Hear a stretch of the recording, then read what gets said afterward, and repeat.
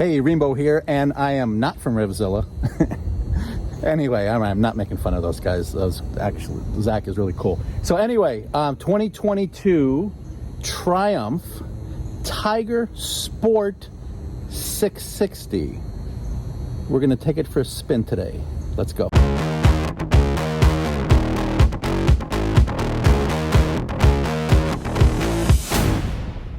So we are looking at the 2022 Triumph Tiger Sport 660. I know that because it says so right there, the Tiger Sport with the 660 engine in it. Now, this bike can be yours with the starting price. Guess what? It's under 10 grand US, $9,495. That does not include a quick shifter, but you could get a quick shifter on this bike if you wanted to. Now, this comes in 3 different colors. Let's go to this side, get a little more angle with the sun. All right, and this particular color is the corrosive red with graphite, as you can see. Well, it is actually a nice from this side. I should have taken a picture from this side. Maybe I will. Yeah, who knows. All right, about this bike, I love Triumph's 660 line. I absolutely love this engine. I love the way it sounds. I love the responsiveness of it. Now, this is a liquid-cooled 12-valve 660. It's an inline triple, like we said. Now, how much horsepower? For this little 660, it's actually 80 brake horsepower at 10,250 RPM right there, and about 64 Newton meters of torque. And you're gonna get that lower in the rev range around 6,250. Now, this particular bike has a 3-to-1 header. All right, and in addition to that 3-to-1 header, it has a 6-speed gearbox. But like I said, this one does not have the quick shifter on it. That is an option that you can get added to this particular bike. Now, looking at this, that is a steel tubular frame, and of course it's a 2-sided swing arm. And the front and rear wheels are aluminum cast. So we have a 17-inch in the front that's 3.5 inches wide, and we have a 17-inch in the rear that's 5.5 inches in width. So pretty cool bike. Nice fat rear tire as far as I'm concerned. Speaking of the tires, this rear one is a 180/55 ZR17. And the front is a 120/70 ZR17. Now, those front forks, as you can see by the name, that is a Showa. They're 41mm upside downs. And the back monoshock here is also a Showa, and it has the RSU Showa. As far as any adjustability on the front forks, nothing. As far as adjustability on the rear, the only thing I could see would be some preload, and that is about it. Brakes, it has Nissan's doubles in the front, all right, and those doubles over here are with a 310mm caliper. In the rear, it looks like it is Nissan single piston, and it is a 255mm rear disc.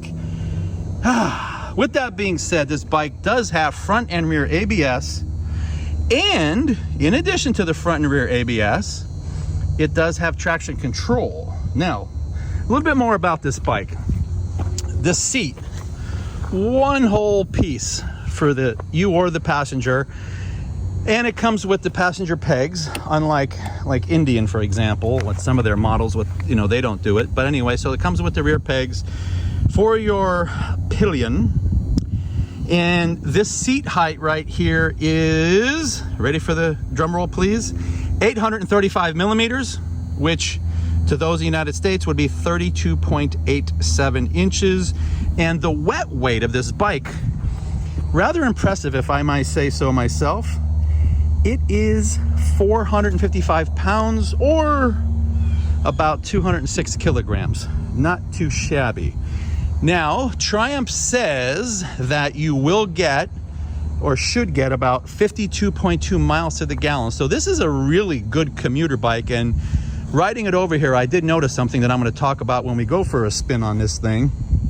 And it has 2 riding modes, and those riding modes are road and rain, and that's it. And going back to the miles per gallon, where they say you're supposed to get about 52.2, for the rest of the world other than the US, that is the equivalent of 4.5 liters per 100 kilometers, the way we should all be doing it. Boy, that is actually a nice looking bike when I take the picture from this side.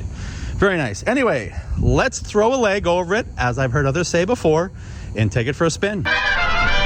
One of the things that I noticed about this bike, it is extremely upright, very upright, very comfortable. Your feet are in a good position. Now, I'm 5'11.5". I have a 32-inch inseam. And with that being said, with being 5'11.5" and 32-inch inseam, I am very comfortable on this bike. This is like an outstanding commuter bike that seems to have like a little bit of fun in it. I kind of like it. It appears to be pretty nimble. It's brand new, tires aren't scrubbed in at all, so it's really about getting them up to temperature. It's not about scrubbing them in. And with all these little wet patches here, I think it's going to be a little bit more difficult to do that.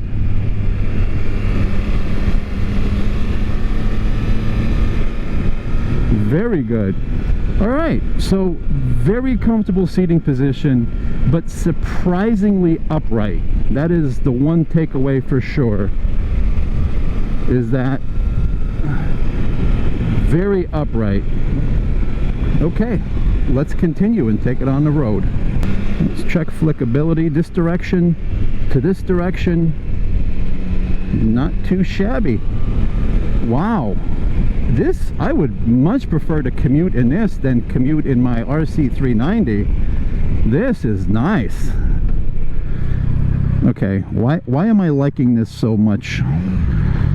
I shouldn't like it because it's not a Ducati, right? Come on. There we go. All right. I thought I had a quick shifter for a second. And that explains a lot. All right. Very nimble, very smooth, very comfortable seating position. I'm only doing like 48 miles per hour, and with this screen up, I can still hear a lot of wind. So for having a decent sized screen like this, it's not as impressive as I thought maybe it would be. All right, so let's talk power delivery. There's a little lag, a little bit of a lag, but honestly, it's more than sufficient for this class bike. It actually has a decent amount of power, and the one thing that I'm still having a hard time getting over is really how nimble. And one of the reasons why this bike is probably so nimble is because these handlebars are, you know, a little on the wide side. You're upright, you're positioned, so it just, you know, it takes very little effort on your part to get this up and running into whatever direction you want it to be. Wow. All right, so next time someone says to me, describe the Tiger Sport 660 in one word, and I'm going to say commuter. Like, honestly, because there's plenty of space on the back to put some storage, a bag. You can probably get a tank bag on here if you wanted one. Let's get this thing up. Well, that's okay. It's going to sound like an echo chamber in here.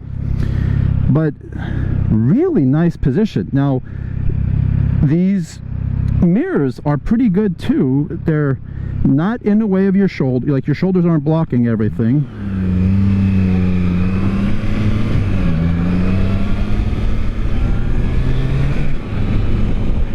And they give you a pretty darn good view. Now, the view that you're seeing isn't the view I'm seeing, because the camera is, this GoPro is lower than my eyes, but I adjusted these very little and it's set up rather nicely, so I can see everyone coming behind me, I can see everyone in the next 2 lanes, which I really like.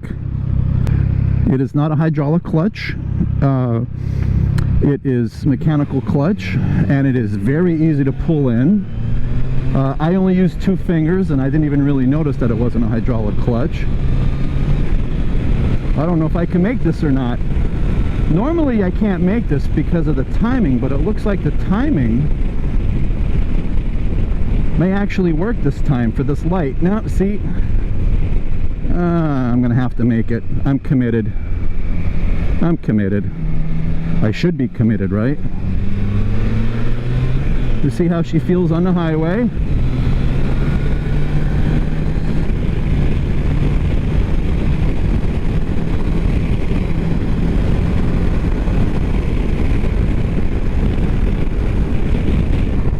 Okay, so the wind protection isn't that bad when you're hitting the 77, 80 plus miles an hour range. Not too bad. A little bit of get up and go here, get around these vehicles. Very nimble in traffic. Gotta love it. Really gotta love it. And I think what I'm really gonna love is I'm gonna love all that rain up there that I'm going to be partaking in. I'm gonna be loving this rain. Absolutely loving the rain. Oh man, great timing for me for this ride. Well, now I will get to be absolutely soaked.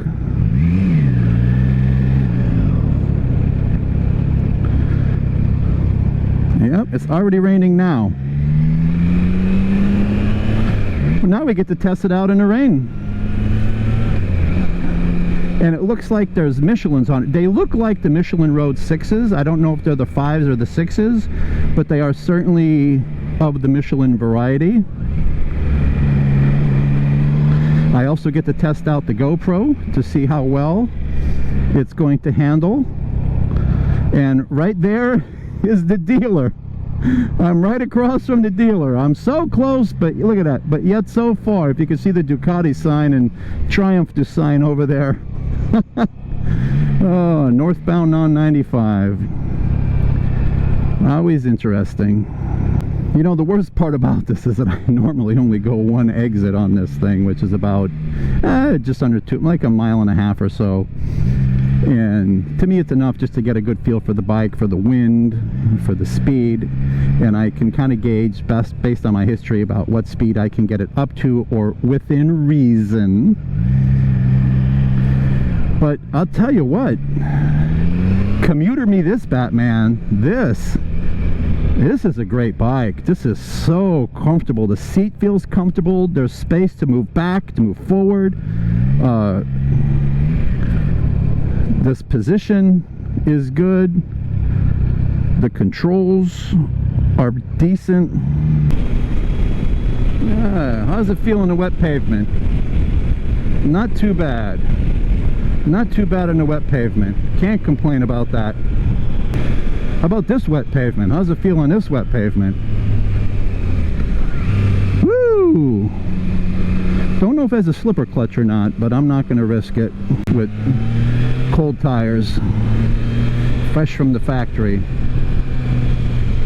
All right, so check boxes. Handling, outstanding. Nimble, outstanding. All of the good stuff. It has all of the good stuff. Seating position, outstanding. Engine responsiveness, very good. Okay, I'm not going to say outstanding.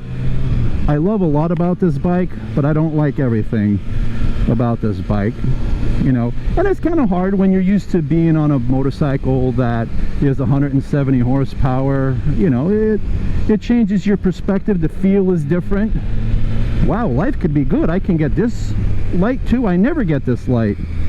Wow. Hope my GoPro is seeing stuff, because I certainly can't see anything out my helmet visor right now. All right, you know what the next test is? How does it feel on the railroad tracks? That's the next one.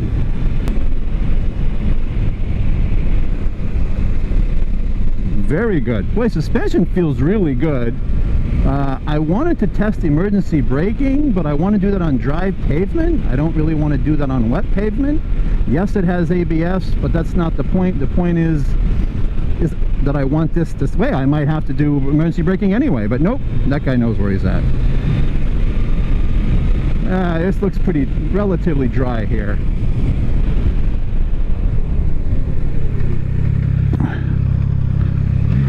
Not bad. Not too shabby. ABS definitely kicked in.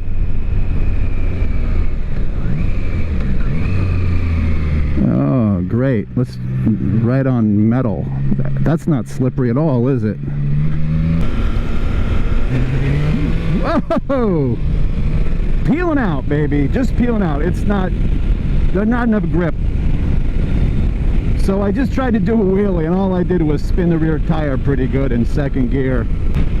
Alright, so this is a typical commuting road. So I'm going to put this as a fantastic commuter. You've heard the word commuter from me a zillion times because the shoe fits as far as I'm concerned. The bike has plenty of get up and go. I think this is a fantastic beginner bike for one thing. And it's a fantastic bike for anyone to have, really, for any reason. It's just fun, nimble. It's got the nice 17-inch tires front and rear, which makes it very nimble. The 660 is a great product from Triumph.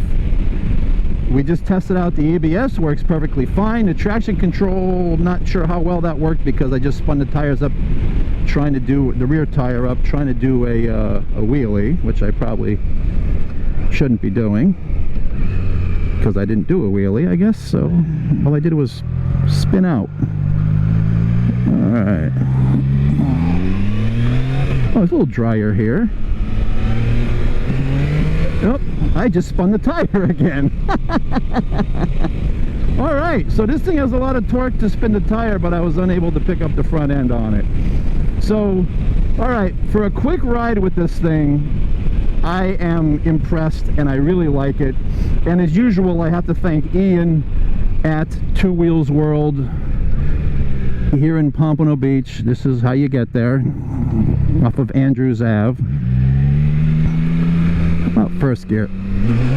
Ah, there we go, a little bit. See, second gear, I just spin the tire.